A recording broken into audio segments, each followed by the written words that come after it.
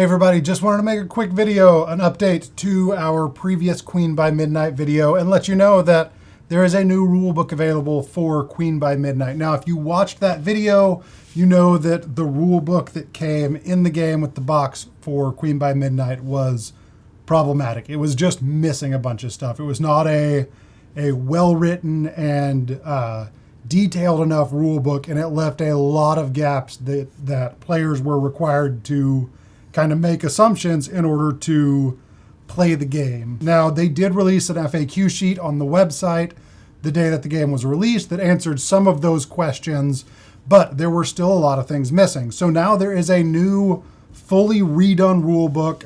I think it's a few pages longer. It has a ton more text and it fills in all of the gaps that were missing. So we'll leave a link below to where you can find that on the Darrington Press website. And obviously with future printings, that rulebook will be available and included in those games. Now, in addition to filling in those gaps and answering questions like they have now in the rulebook, when you refill the deck, the clarifications about like which cards are available and when you refill the market deck. What else was it? They clarified damage from non-attack cards, the timing of reaction cards. That was one of the things that was still pretty fuzzy. And then they did a completely updated glossary with a lot more information. Like they clarify what banishing cards means and how you actually do it, which was completely missing from the original rule book. They did also add a couple of things or actually change some of the rules. Nothing major, but they did.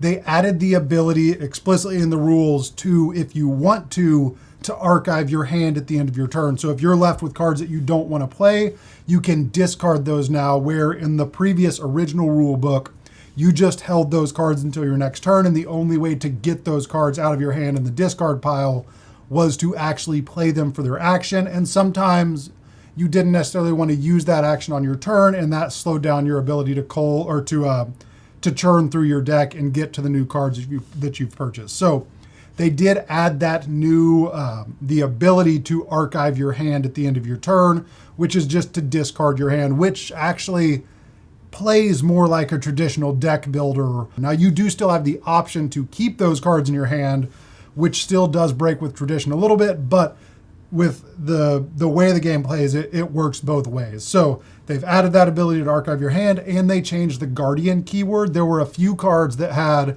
just a little Guardian keyword, and it was written in the rule book that if a Guardian existed in your play area, then you couldn't be attacked until that that Guardian was gone. So they've changed that a little bit to now.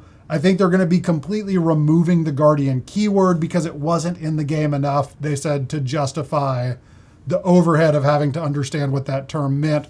So they've removed the Guardian keyword and updated the verbiage on the cards. So now those cards will act as a damage reducer for as long as they are in play, but they won't explicitly outright block damage to the player. So the bodyguard will summon 5 loyalty. When a bodyguard is in your armory, you're going to reduce damage from attack cards by 4, but any other attack would still go through. So now that creates the opportunity you're going to have to decide, do I want to make a reduced attack against the princess, or do I want to get rid of the bodyguard and use this attack for that? Those are the major changes to the actual rules. They've updated the language on some of the cards just to clarify some things, but there's a few things throughout the rule book. Again, it is longer. It does have a lot more detail, and I'm glad that they went and updated that because it was very much needed. I wish it had never gotten to the point where this original rule book came out, because there are still however many thousands of copies of the game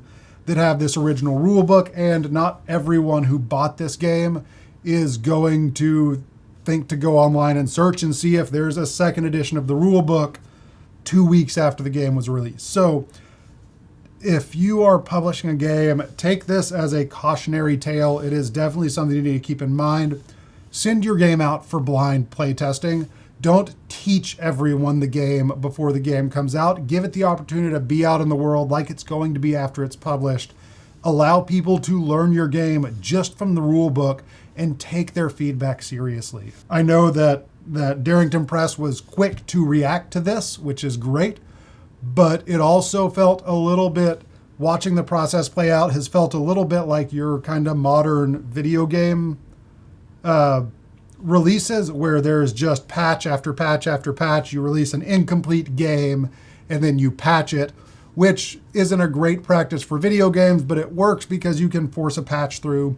You have no way to force this rule book into the hands of the people that have already bought this game and are frustrated with it, but don't know that the new rule book exists. So just playtest, playtest, playtest, playtest, and playtest the rule book, not just the game, because that's really important. So we'll leave links below to where you can find the new rule book. Thank you so much for watching. If you have any questions about it, if you still need any clarifications, let me know. I'm happy to answer any questions that I am able to answer. And until next time, we'll see you later. Bye.